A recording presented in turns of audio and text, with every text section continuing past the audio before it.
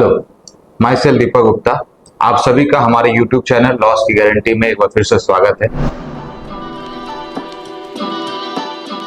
आज हम लोग बात करने वाले हैं स्टॉप लॉस के मिस्टीरियस फैक्ट्स को। देखिए, जब भी हम स्टॉप लॉस लगाते हैं तो हमारा हिट कर जाता है, या फिर मैं यूं कहूं तो ऐसा आपके साथ बार बार होता होगा कि जहां पे स्टॉप लॉस लगा रहे हैं ना, प्राइस वहीं से रिवर्स कर जा रहा है। या और स्टॉप लॉस हम लगा रहे हैं, अगर मैंने 10 ट्रेड लिया है तो हमने 10 हमारा 8 ट्रेड जो है वो लॉस है, इसलिए कि हमने स्टॉप लॉस लगाया था।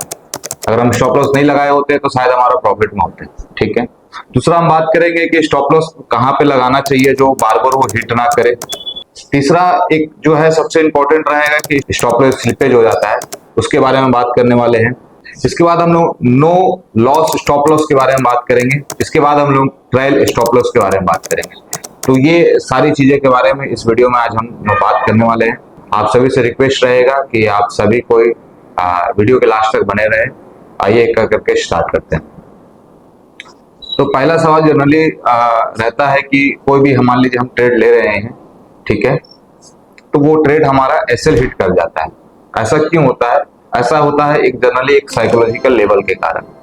यानी कि जैसे कि मान लीजिए कोई हम एक ट्रेड लिए हैं जिसका प्रीमियम था 100 रुपए का, ठीक है। अब जो है अगर स्टॉप लॉस अगर मैं बोलूं 100 रुपए पे अगर हमने खरीदा है तो उसका स्टॉप लॉस कहाँ होना चाहिए? एक साइकोलॉजिकल लेवल क्या होता है, ज्यादातर लोगों का होता है कि या 90 वो लगा ले या 80 लगा ले, है ना। तो ये चीजें जो है, जो बड़े बड़े इंस्टीट्यूशंस है या ट्रेडर्स है, उनको आपका ये माइंड साइकोलॉजी पता है कि ज्यादातर का स्टॉप लॉस कहाँ पे लगा होता है। क्योंकि डेटा सिर्फ हमारे पास भी नहीं, डेटा उनके पास है, वो भी एडवांस लेवल पे। तो उनको पता है कि हमारा स्टॉप लॉस कहाँ है, तो वो हमारा स्टॉप लॉस हिट करते हैं। ठीक है। इससे इंस्टीट्यूशंस को क्या फायदा होता है, इसको एक एग्जांपल से समझते हैं कि सपोज कोई स्टॉक जो है वो 100 रुपए का प्राइस में था, 90 रुपए में आपको पता है कि 90 रुपए साइकोलॉजिकल लेवल है, स्टॉप लॉस है। तो 90 रुपए जैसे ही वहां टच किया ना, तो हम आपके हमारे जैसे जितने हमने स्टॉप लॉस 90 रुपए लगाया था ना, वो सारा हिट कर गया। ठीक है। तो जहां उनको सिर्फ 10 रुपए इंस्टीट्यूशन का प्रॉफिट होने वाला था, ज्यादा आया, पैनिक हुआ, मार्केट और नीचे गिर गया, इससे ज्यादा इंस्टीट्यूशन को इससे ज्यादा प्रॉफिट हो गया।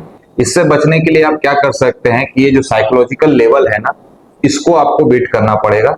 यानी कि आप कभी भी एक्यूरेट वे में स्टॉप लॉस ना लगाए। यानी कि मान लीजिए आपको 90 का स्टॉप लॉस लगाना था, आप 90 ना लगा के आप 86, 84 इस तरह से लगा सकते हैं। इससे आपका स्टॉप लॉस तो बड़ा हो सकता है, पर आपका बार बार स्टॉप लॉस हिट नहीं होगा। ये इससे आप बच जाइएगा। दूसरा है कि हम बात कर रहे थे कि स्टॉप लॉस कहाँ पे लगाना चाहिए। इसके लिए आपको ट्रेडिंग व्यू के इंडिकेटर में जाना होगा, वहां पे टाइप करना होगा ETR, एवरेज टू रेंज। इसमें आप देखेंगे कि जो है उस पर्टिकुलर इंडेक्स हो या स्टॉक्स हो, उसका रेंज कितना है। मतलब जिस जगह पे प्राइस चल रहा है उस जगह से बाजार कितना ऊपर जा सकता है या नीचे जा सकता है। ठीक है। तो मान लीजिए कि इस जो है इस अभी जिस लेवल पे चल रहा है बाजार, वहां से 50 पॉइंट ऊपर जा सकता है, 50 पॉइंट नीचे जा सकता है। ठीक है। तो ये आपको, और ये चीजें इंस्टीट्यूशन को भी पता है, तो आपको ATR जितना एक तो मार्केट का रेंज आपको पता चल गया, तो आप क्या करेंगे, जहां ATR आपका आ रहा है, मान लीजिए 50 पॉइंट का स्टॉप लॉस था, तो आप वहां पर में 10 से 15 पॉइंट जो है स्टॉप लॉस और बढ़ा के लगा देंगे, ताकि आपका स्टॉप लॉस हिट ना हो। इसके बाद हम बात करने वाले हैं no loss stop loss strategy. हाँ, सुनने में बड़ा इंटरेस्टिंग लग रहा है। इसमें क्या करना है आपको कि सपोज जो है आपने कोई सौदा 100 रुपए पे खरीदा है, ठीक है, और हम देखते हैं कि वो 110 गया है। 110 गया तो हम प्रॉफिट बुकिंग नहीं किए, हम सोचे थे 120 में जाएगा तो प्रॉफिट बुकिंग करेंगे, और फिर देखे 100 पे भी आ गया, फिर 90 आ गया, लास्ट में हम लोग ने अपना एसएल हिट कर लिया है। ठीक है। तो इस चीज से बचने के लिए आपको क्या करना चाहिए कि आपने अगर 100 पे खरीदा है ना, तो कॉस्ट प्राइस पे ही आप अपना स्टॉप लॉस लगा लीजिए 100 का ही। ठीक है। और अब वहां से अगर 100 पे आपने खरीदा, अगर 110 गया तो आप वहां से प्रॉफिट बुकिंग कर सकते हैं 10 पॉइंट का। अगर बाय द वे जो है वापस वो नीचे गिरता है, तो आपका कॉस्ट पे ही जो है आपका एसेट हिट हो जाएगा, तो आपको यहाँ पर में लॉस नहीं होगा। तो इससे आप ऐसा ट्रेड करेंगे तो आपका लॉस नहीं होगा।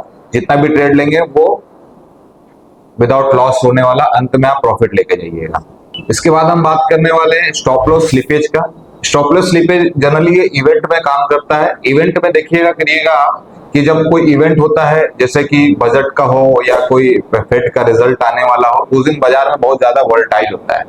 तो यहाँ पर मैं आपने एक चीज कभी नोटिस किया होगा कि सपोज आपने कोई प्राइस 100 रुपए में खरीदा था और आपने स्टॉप लॉस 90 रुपीज रखा था, बट वॉल्यूम इतना आईवी इतना बढ़ गया, इतना ज्यादा आ गया कि आपका स्टॉप लॉस 90 ना हिट करके 80 में किया गया, क्योंकि वो 90 रुपीज तक आया ही नहीं, उधर तुरंत गिरते हुए आ गया।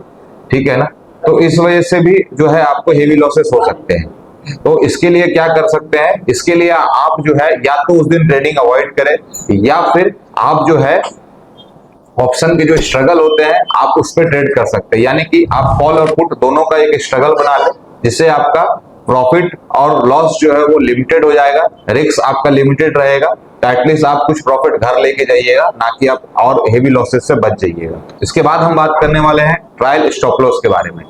ट्रायल स्टॉप लॉस क्या होता है जनरली, सपोज करते हैं कि कोई चीज हमने 100 रुपए पे बाई किया है और जैसे ही वो 110 रुपए पे जाता है तो हम वहां पर में स्टॉप लॉस जो है 105 रुपए का कर देंगे।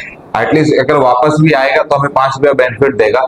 इसी तरह से जब वो प्राइस और ऊपर जाएगा, मान लीजिए 120 चला गया तो हम स्टॉप लॉस 110 का कर देते हैं।